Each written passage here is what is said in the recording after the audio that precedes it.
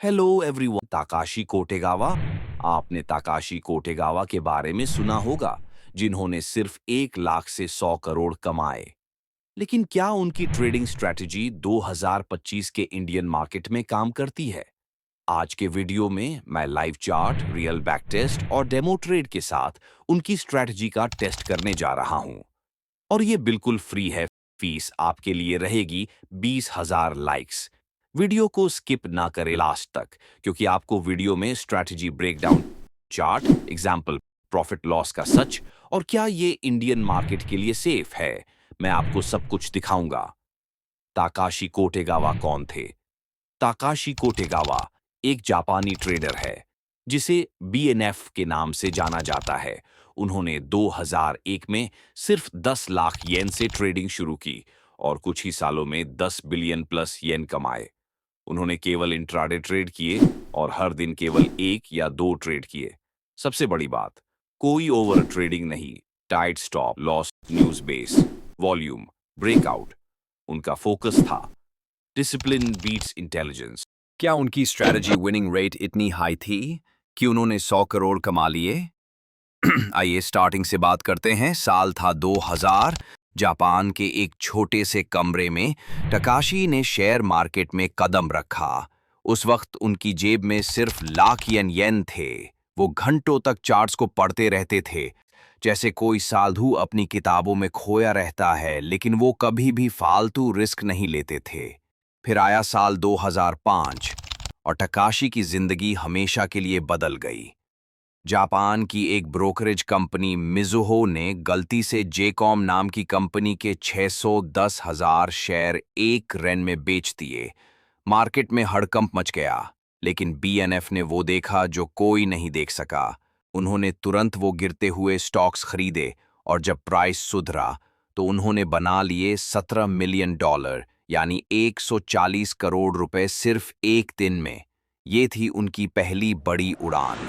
Media उन्हें जेकॉम man कहने लगा। 2006 में फिर एक और मौका आया। लिवडोर नाम की कंपनी घोटाले में फंस गई और मार्केट फिर से क्रैश हो गया। सब बेच रहे थे, लेकिन कोटेगावा फिर सामने आए।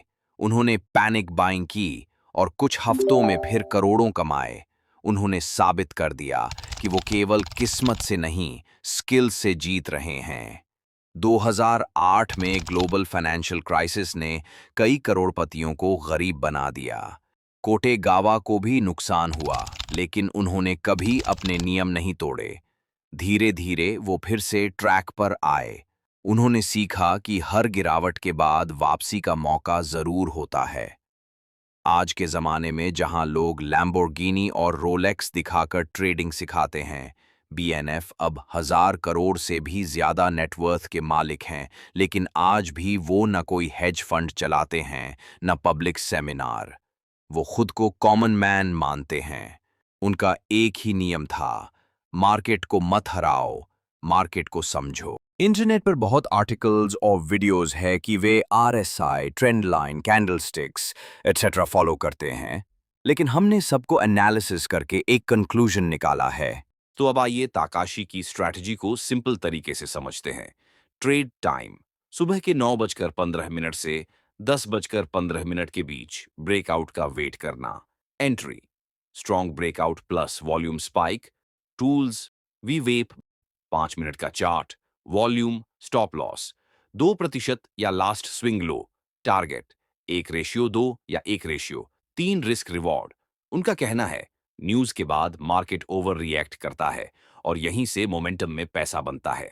आइए इस स्ट्रैटेजी का रियल डेटा पर टेस्ट करें। मैं बैंक निफ्टी के 5 मिनट के चार्ट का यूज कर रहा हूं। 6 तारीख सुबह वी वेप breakout entry with 1:2 risk reward, जो वो फॉलो करते हैं। एंड टारगेट हिट 9 तारीख सुबह वी वैप breakout but not achieve target and stop loss hit. 10 तारीख सुबह वी वैप ब्रेकआउट और मार्केट टारगेट से बहुत दूर, अगेन स्टॉप लॉस हिट। 11 तारीख सुबह वी वैप ब्रेकआउट एंड टारगेट हिट 1:3। 12 तारीख सुबह वी वैप ब्रेकआउट एंड टारगेट कंप्लीट 1:3। तो देखिए यहां पहले दिन वॉल्यूम स्पाइक के बाद एक क्लियर ब्रेकआउट मिला और टारगेट हिट। लेकिन दूसरे दिन वही सेटअप फेल हो गया और एसएल हिट हो गया। इसलिए स्ट्रैटेजी में डिसिप्लिन सबसे बड़ी भूमिका निभाता है। 5 दिनों के टेस्ट में 3 trade successful, 2 trade failed, win rate around 60%, total net profit plus 2.5 R. But एक इंपॉर्टेंट पार्ट, क्या आप हर बार पेशेंटली वेट कर सकते हैं? क्या आप एसएल हिट होने के बाद रिवेंज ट्रेड नहीं लेंगे? अकॉर्डिंग टू ताकाशी, ट्रेड करने की बजाय वेट करना ज्यादा प्रॉफिटेबल है। अब बात करते हैं, क्या यह स्ट्रैटेजी इंडियन ट्रेडर्स के लिए सेफ है?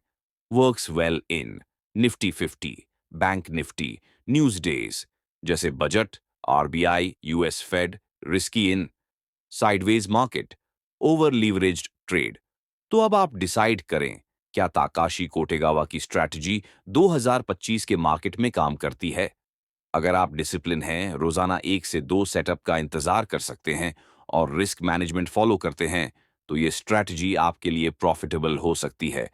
कमेंट करो हाँ, अगर आप चाहते हैं कि मैं और लेजेंडरी ट्रेडर्स की स्ट्रैटेजी की टेस्टिंग करूं, और चैनल को सब्सक्राइब करना ना भूलें, क्योंकि यहां आपको डेली 30 सेकंड्स के चार्ट प्रैक्टिस शॉट्स मिलेंगे।